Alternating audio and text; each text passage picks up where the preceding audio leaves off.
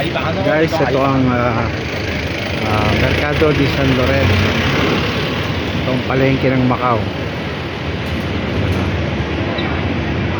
Tingnan natin sa loob. Actually, dito sa baba na to is mga seafoods.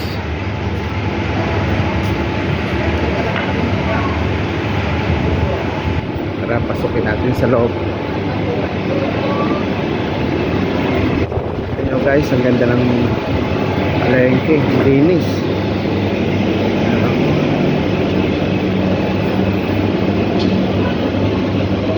Mga seafoods yan, ha?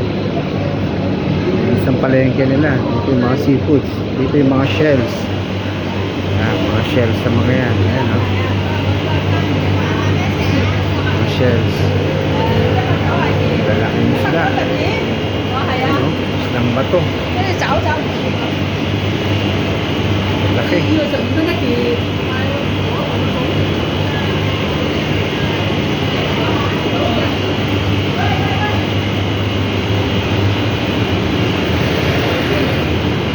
Linis talaga ng palengke nila, mga idol.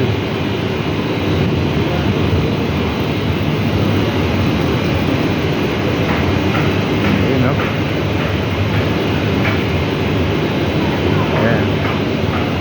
Gano'n kalinis dito. Linis talaga.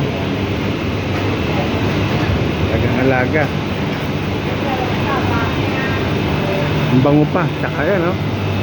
May ceiling fan. Tapos may aircon pa dito actually, guys.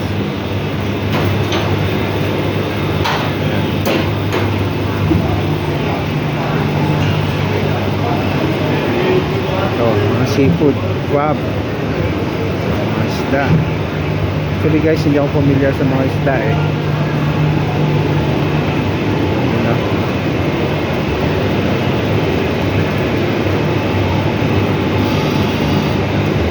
Pero importante talaga dito guys, sobrang linis, hindi malansa. Ito, mga seafoods, may mga fresh din. Ayan ang fresh yan. Mami! Ayan ang pusit niya, oh. Mami ah!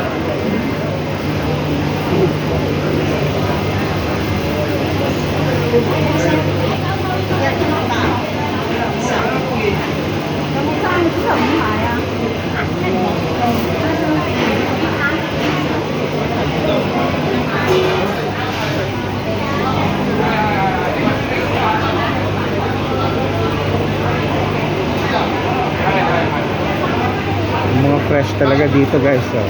Tilapia, fresh tilapia. Fresh tilapia yan.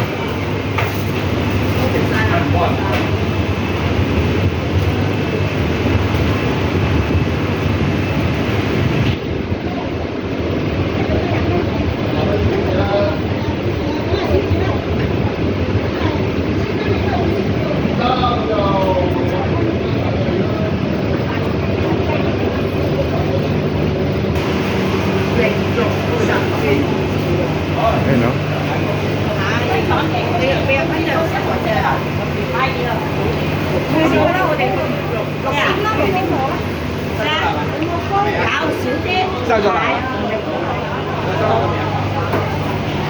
Ito ang palengke ng Macau.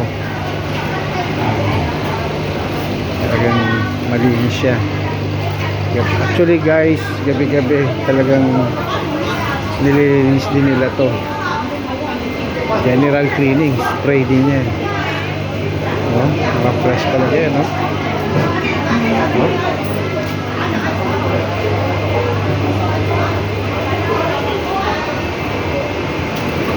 No?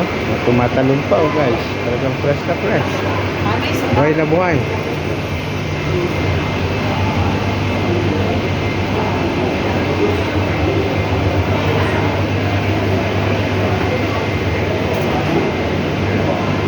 Ay, so guys, ha, so kita nyo na ang palengke ng Macau. Ito ang seafood corner.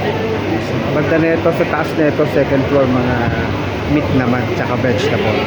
So, next time na yun ulit. Okay, sa muli guys ha. Support my Macau Jesse TV. Thank you.